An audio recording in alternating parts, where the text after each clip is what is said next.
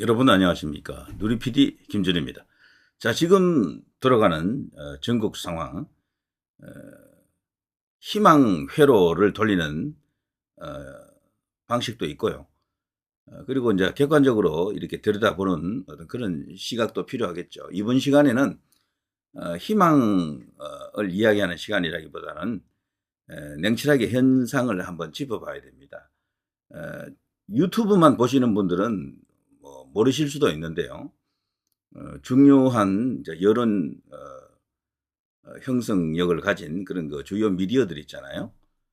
그들이 이제 보도한 내용을 제가 다 살펴보고 있습니다, 평소에. 오늘도 지금 조금 전에 다 살펴봤는데, 와, 정말 충격적입니다. 대통령이, 그들에 따르면은, 물론 제가 이걸 주장하는 게 아닙니다. 일단 전해드릴게요. 우리나라 이제 조선일보부터 한겨레 신문까지 모든 좌우 모든 언론이 KBS, MBC, SBS까지도 포함해서 말이죠. 종편 전체 다 포함해서 대통령의 조기 하야를 지금 예고하고 있습니다. 사실상 완전히 그냥 식물처럼 돼버린 것처럼 그렇게 지금 보도하고 있습니다. 대통령이 직무에서 배제되었다라는 것은 있을 수가 없는 일이고 헌법상에서도 그런 일은 어떤 경우든 있을 수가 없습니다. 차라리 탄핵을 하면 했지 그건 불가능하거든요. 그런데도 지금 완전히 대통령은 레임덕이 아니고 대더덕이 되었다라는 것을 뭐 완전히 이제 공인하고 있습니다. 그러면서 대통령의 계엄령 그 자체를 완전히 내란으로 못을 박았죠. 벌써. 이건 헌법재판소에서 다뤄봐야 되는 이슈이기도 하지만 우리 법정에서도 또 다뤄지겠죠. 이게 이제 고소 고발이 막 이어지는 과정 속에서 대통령의 그 계엄령 고도의 통치 행위인데 말이죠. 그것을 놓고 뭐 결국에는 또다시 사법적 심사의 대상이 될 겁니다. 제가 지금까지 이 관련해서 영상을 많이 올렸습니다. 계속해서 희망을 많이 이제 전달해 드렸는데 다시 한 번 더 제가 양해 말씀드립니다. 그런 이야기만 하는 것보다는 가끔은 이렇게 한번 이렇게 뭐 좀 멀리 떨어져서 한번 들여다봐야 됩니다. 대통령이 만일에 말이죠 부정선거 그 이슈 그게 정말 충격적 완전 대반전 카드가 아니고 뭐 그게 이제 크게 실효적인 효과가 없을 때 뭐 별다른 게 나타나지 않았거나 나타났다 하더라도 그것을 갖고 전국을 완전 반전시킬 수 있는 상황이 안 될 때 어떻게 되느냐? 그야말로 이것은 윤석열 대통령이 에, 굉장히 어려운 처지에 이제 이렇게 빠져들 수밖에 없습니다. 벌써 본인이 출국 금지를 지금 당할지도 모를 위치에 있고요. 경찰에서 지금 감히 대통령을 상대로 긴급 체포 운운하고 있습니다. 이런 식의 나라가 됐습니다. 그리고 다시 한번 제가 언급을 합니다만 계엄령은 이제 더 이상 대통령의 권한이 아닌 것 같아요. 왜냐하면 최후의 계엄령이 전두환 전 대통령 때 있었거든요. 그 후에는 그 누구도 계엄령의 개자도 건들지 않았습니다.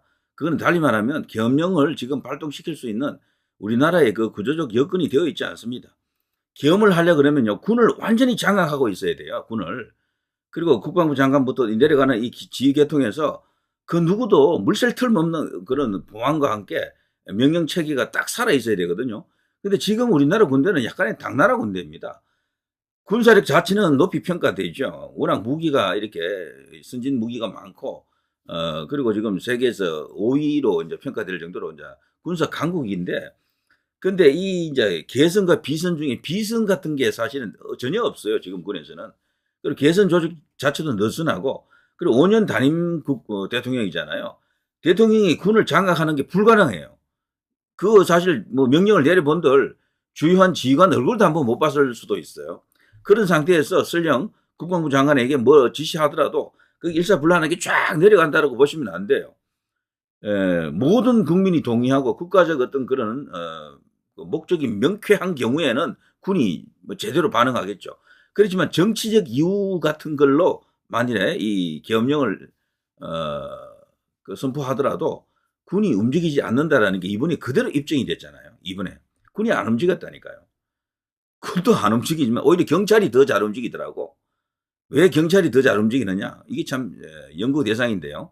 우리나라 군대는 언제부턴가는요, 이 장군들, 이 이제 별들이 국가의 안위, 뭐 정의 이런 것보다도요, 국가관 이런 것보다도 자신들의 그 자리 보존, 자신들의 가족 이런 것이 우선이 된 그런 군인들이 절비합니다. 이번에 보니까요, 이 계엄령 터진 상태에서 벌써 야당의 국회의원들을 만난 장군들이 있더군요. 거기서 다 꼰지르고 이러고 있는데 이런 식이면 계엄령은 하면 그야말로 자살골이 됩니다. 완전 대형 자살골이다. 윤 대통령이 명령을 내리면 착착착착 될 것으로 아마 생각했을지 몰라요. 검사 동일체 원칙 같은 건데. 그런데 지금 우리나라 군은 그런 군이 아니라니까요. 그리고 군 자체가 벌써 스마트폰 다 들고 있잖아요. 이 병들이. 그 뭐 다 알려집니다. 어디로 이동하게 되면 그게 비밀이 100% 유지된다는 보장이 없어요. 만일에 대규모 뭐 어떤 그 군이 이동할 때 그게 뭐 여기저기서 가로세로 다 이렇게 읽힙니다. 그러면은 야당이 SNS 같은 걸 돌려가지고 탱크 같은 게 진입 못하게 벌써 다 막아버립니다. 긴급히 SNS 돌리면요 수백 대 그냥 차들이 그냥 어디를 막아버린다니까요. 길 같은 걸. 그리고 공수부대가 헬기 타고 넘어온다 손 치더라도 그 현장에다가 국회에다가 뭐 저쪽 이제 이 반대쪽에서 수없이 많은 시민들이 들이닥쳐가지고 또 거기서도 아수라장이 펼쳐지고 그러니까 뭘 할 수가 없어요 지금. 박근혜 대통령 그때도 계엄령을 그냥 선포하라고 외치는 목소리가 있었죠. 그렇지만 박 대통령도 결국 그걸 못했잖아요. 사실상 그때 했어야 돼요. 그때는 진짜 계엄령을 할 만했어요. 그런데 지금 이 상황은 분명히 엄청난 어떤 국가적 어떤 위기, 변란, 혼란 이런 것은 맞죠. 맞는데 그거는 정치에 관심이 있는 고관여층들은 그렇게 생각하지만 일반인들은 자기 살아가기 바빠가지고요. 정치 내용, 정치 현상 돌아가는 것을 잘 알지 못합니다. 그냥 피상적으로 하는 거죠. 갑자기 계엄령 터지면 바로 탱크를 떠올린다고요, 사람들이. 뭐 제가 더 이상 이야기하지 않겠습니다. 이번에 이 계엄령을 통해서 정말 윤석열 대통령이 딱 원포인트 개헌, 그 부정선거를 잡기 위한 그 개헌이다라고 하는 것이 이제 드러났지만 그걸로 그냥 완전히 모든 걸 다 뒤집을 수 있겠느냐라고 하는 데에 있어서는 다소 이렇게 냉정한 생각을 해야 됩니다. 제가 일례로요, 과거 천안함 그거 명백했잖아요. 북의 소행이다라는 게 완전히 다 드러났는데도 불구하고 북의 의뢰 발사에 의한 천안함이 피폭이 됐잖아요. 폭침이 됐잖아요. 그런데도 그거를 좌파들은 지금의 민주당 지지층에서는 믿지 않았다니까요. 나중에는 그 조사하는 데 있어서 중립성을, 객관성을 유지하기 위해서 주로 외국의 그 관련 전문가들이 대거 들어와서 공동으로 그 조사를 진행했습니다. 거기서 결론을 낸 게 이건 북의 의뢰에 의한 폭침이었다라고 답이 나왔거든. 그걸 저들이 인정했습니까? 전혀 인정 안 했어요. 전혀. 지금 현재 말이죠. 이 이제 부정선거 이슈를 갖고 포렌식을 통해서 어떤 결과가 나왔잖아요. 누군가 어떤 뭐 형식으로든 발표를 하겠죠. 그러면 세상이 완전 윤석열 대통령 편으로 확 넘어올 것 같습니까? 똑같습니다. 지금 상황에서 크게 나아지지 않습니다. 저는 확신합니다. 때문에 부정선거 지금 주장했던 분들의 그 목소리, 정말 안타까운 목소리, 우리도 열심히 봤잖아요. 거기서 조금 더 이렇게 확장될 수는 있습니다. 근데 이게 판을 완전히 뒤집어 갈아엎는 수준으로 되지는 않는다. 불가능해요. 지금 구조를 봐서는. 왜냐? 중요한 언론들은 여전히 부정선거 있었다라는 그거를요, 오히려 조작으로 몰아갈 겁니다. 여당도 그게 동조 안 해요. 일부만 동조하겠죠. 지금 이런 상황인데도 대통령을 엄호하는 목소리가 안 터지잖아요. 여당 안에서 부정선거 이야기하는 사람이 있습니까? 한 명도 없어, 한 명도. 그들 입장이 볼 때는 진짜 부정선거 이슈 이게 가장 심각하고 무서운 이야기거든. 그런데도 아무도 이야기 안 해. 그리고 중요한 언론사들 이 부정선거 때문에 계엄령했다라는 기사 한 줄 나온 거 있습니까? 처음에 잠깐 보여줬지, 잠깐. 왜 이 계엄군들이 선관위로 갔을까라고 의문을 품는 뭐 기사 하나 정도, 한두 개 정도 있었을 뿐이지 전무합니다. 아예 다루지를 않는다니까요. 그런데 갑자기 대통령이든 아니면 대통령이 아닌 누군가가 나와서 4.10 혹은 4.15 이런 어떤 총선들이 거대한 부정선거였다라고 주장합시다. 그렇게 이제 발표한다 칩시다. 그러면 세상이 그냥 와 하면서 그냥 들고 일어나서 다 뒤집어 엎는다? 글쎄요. 저는 그걸 확신하기 어렵습니다. 거의 그런 일은 일어나지 않을 것이다라고 봅니다. 지금의 언론들은요. 그대로 지금 기조를 유지합니다. 정치인들도 거의 대부분 지금 기조를 유지합니다. 오히려 그거 발표한 사람들은요. 국가를 농단한, 국가를 다시 혼란으로 몰아넣은 내란으로 공격해 들어올 겁니다. 당연합니다. 이건 벌써 민주당 쪽에 그 하는 행태를 그동안 우리가 수도 없이 봤잖아요. 천안함 이야기를 제가 일부러 해드린 것은 그것보다 더 심하게 나올 겁니다. 완전히 이번에 이 이제 서버를 확보했다, 뭐 여러 가지 포렌식을 했다 하는 과정에서 중립적 기구가 한 건 아니잖아요. 중립적 기구가 나라를 지키기 위해서 대통령의 결단에 의한 것이지만 그걸 저들이 이제 그런 식으로 이제 몰아간다니까요. 이게 이제 객관성이 있는, 믿을 수 있는 중립적 기구가 그런 사람들이 한 게 아니고 대통령의 명을 받아가지고 특정한 세력들이 했다라고 몰아붙이면서 그 결과를 그냥 조작으로 이렇게 역선동해 들어온다고요. 그러면 꼼짝 못 한다니까요. 자칫하면은. 제가 볼 때는 조중동 같은 이런 보수 언론까지도 야당하고 손잡고 대통령을 공격한다라고 봐야죠. 그럼 남는 게 뭐가 있습니까? 뭘로 대항합니까? 그래서 이게 정말 쉽지 않습니다. 지금 전체적으로 언론 이길 수 있는 장사가 없습니다. 지금 현대 자유민주주의가 심화된 우리나라 같은 상황에서는요, 총칼은 아무 의미가 없어요. 총칼은. 오직 여론을 어느 쪽으로 끌고 가느냐, 이 싸움을 하는 거거든. 대통령이 이번에 여론조사 꽃 거기도 계엄군을 보내려고 했다라고 하더라고요. 그러니까 여론 조작, 그리고 선거 조작에 대해서 어떤 의지를 갖고 있었던 것은 확실해요.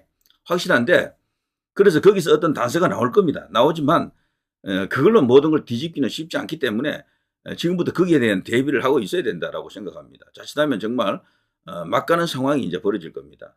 막가는 상황이. 그 황교안이라든가 저기 저 민경국 같은 이런 부정선거 규명을 위해서 노력하신 분들, 그분들의 이야기도 제가 잠깐 봤는데요. 이번 차제에 부정선거를 천하에 드러내자 이런 이야기인데 그분들도 뭐 그런 이야기를 하더군요. 만일에 이 부정선거 관련해서 이걸로 판을 뒤집지 못하면 윤석열 대통령은 정말 충격적인 결과에 직면할 것이다라고 하더라고요.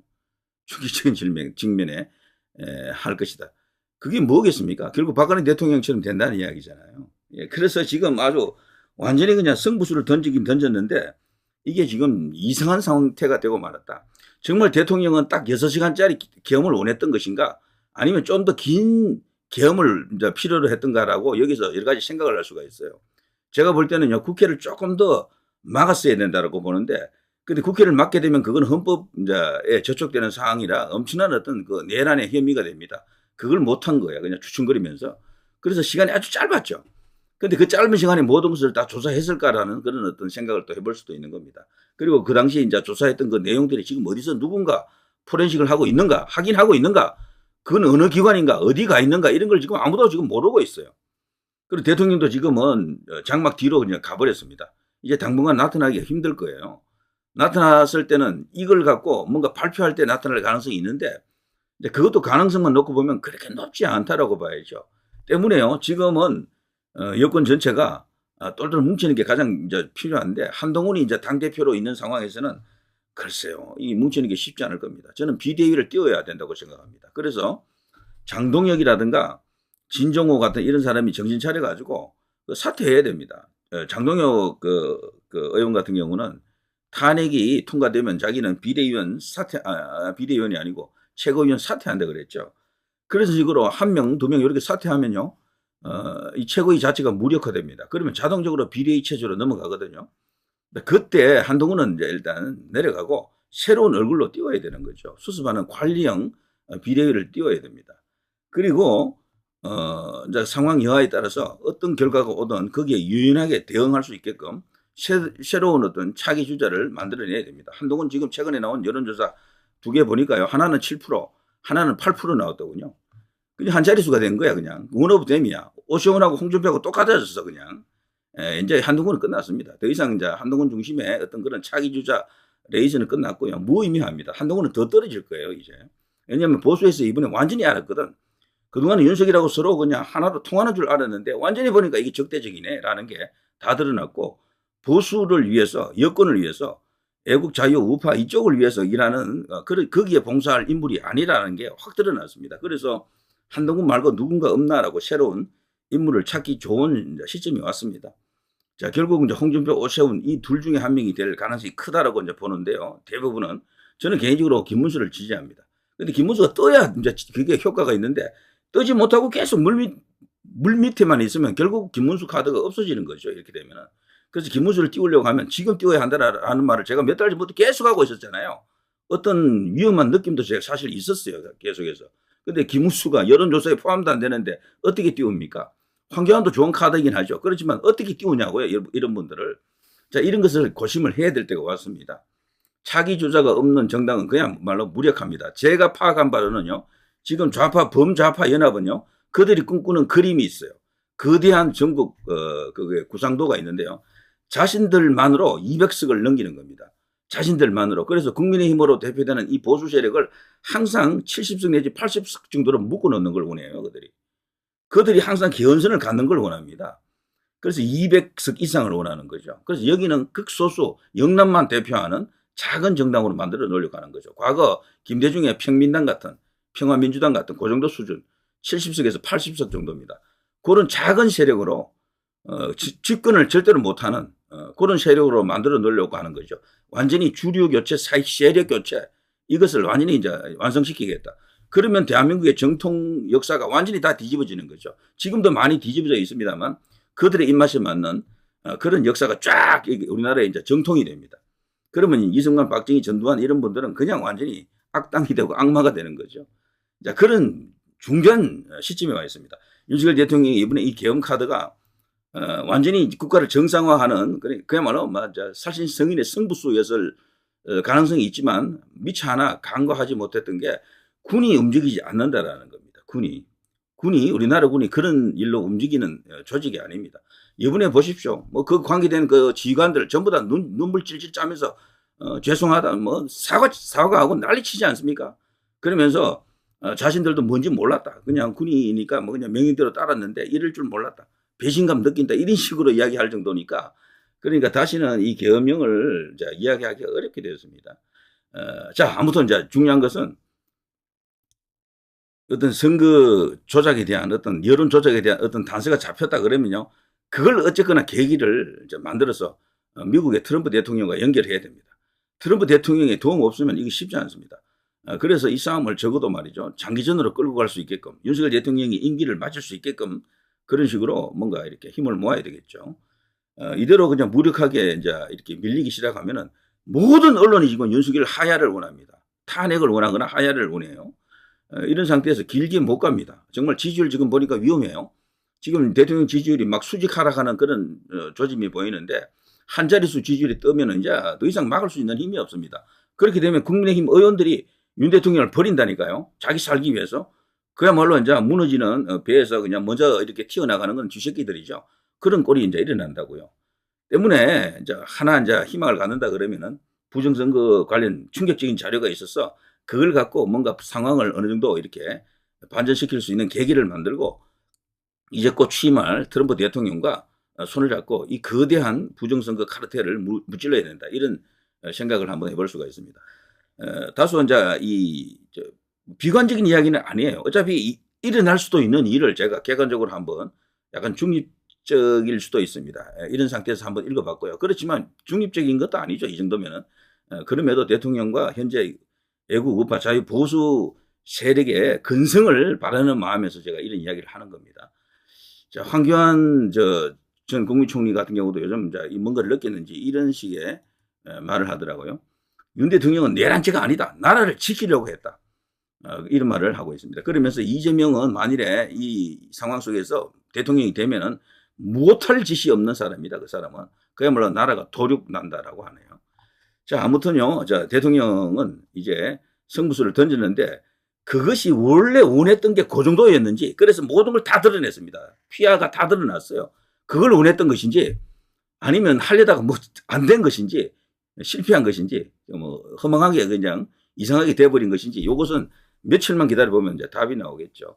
지금 벌써 거세를 못 참아가지고 대통령 보고 뭐 까라 패가 있으면 까라 뭐 나 봐라 뭐 이런 식으로 요구하는 사람들이 있는데 포렌식 하는데 적어도 일주일 길게는 2주일 정도 걸린다고 하니까요. 조금 더 기다려야 됩니다.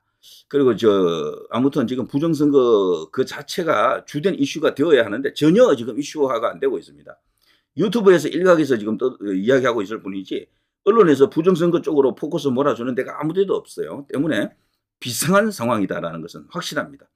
자, 황교안 같은 이런 분들, 김문수 같은 분들, 이런 분들이 뭔가 역할할 수 있는 계기가 오기를 바랍니다. 자, 누리 PD 김준희였습니다.